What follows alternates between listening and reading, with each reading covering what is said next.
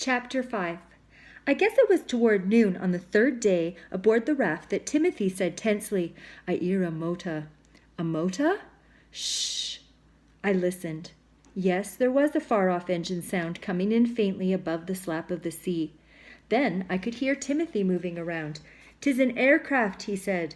My heart began to pound. They were looking for us. I felt around, then crawled from beneath the shelter to look toward the sound, but I could see nothing. I heard the hinges on the trapdoor creak.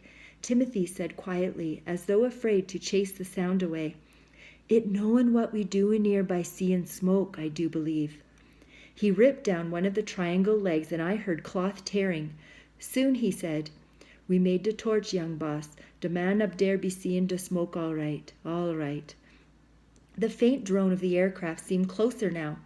In a moment, I smelled cloth burning and knew he was holding the wrapped piece of wood toward the sky. He shouted, "Look down here!" But already the drone seemed to be fading. Timothy yelled, "I see it! I see it! Way to port!" I tried to make my eyes cut through the darkness. "Is he coming our way?" Don't know, young boss," Timothy replied anxiously. I said, "I can't hear it now." There was nothing in the air but the sea sounds. Timothy shouted, "Look down here! There's a raft with a little blind boy, an old man, and stew cat. Look down here, I tell you." The drone could not be heard, just the slap of the water and the sound of the light wind making our shelter flap. We were alone again on the ocean. After a moment of silence, I heard the sizzle of the water as Timothy doused the torch. He sighed deeply. "I be ready next time, for true. Let the torch dry, then I be ready." Soon he sat down beside me. "'Tis a good thing not to harass soul over this. We are edging into the aircraft track, same as the ship they run." I said nothing, but put my head down on my knees. "Do not be disheartened, young boss. Today we will be found to be true." But the long, hot day was passing without sight of anything. I knew Timothy was constantly scanning the sea. It was all so calm now that the raft didn't even seem to be drifting.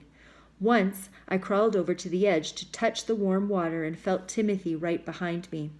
He said, "Careful, young boss. The shark's always hungry, always waiting for the man to fall overboard." Drawing back from the edge, I asked, "Are there many here?" "Yes, many here, but long as we have our raft, they do not molest us." Standing on the sea wall at Willemstad, sometimes I'd seen their fins in the water.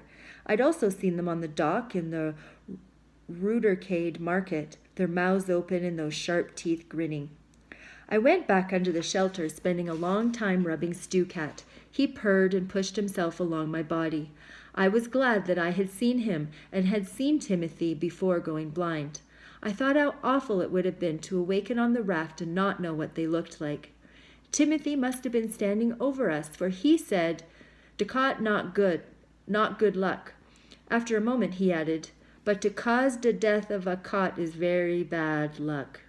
"I don't think Stewcat is bad luck," I said. "I'm glad he is here with us." Timothy did not answer, but turned back, I guess, to watch the sea again. I could imagine those bloodshot eyes set in that massive, scarred black face sweeping over the sea. "Tell me what's out there, Timothy," I said. It was very important to know that now. I wanted to know everything that was out there. He laughed. "Just miles o' blue water, miles o' blue water." "Nothing else?" He realized what I meant. "Oh, to be sure, young boss, I see a fish jump way forward. Dat mean large fish chase him.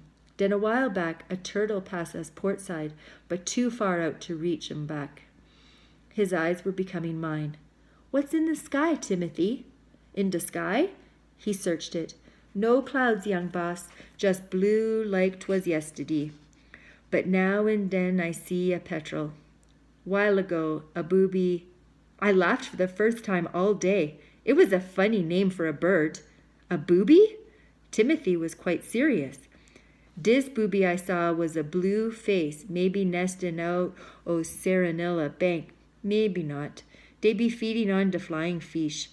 I try watching de birds 'cause they tell us we very close to de shore." "How does the booby look, Timothy?" "Nothing much," he replied. tail like our chocolate, sharp beak, most white on his body. I tried to picture it, wondering if I'd ever see a bird again.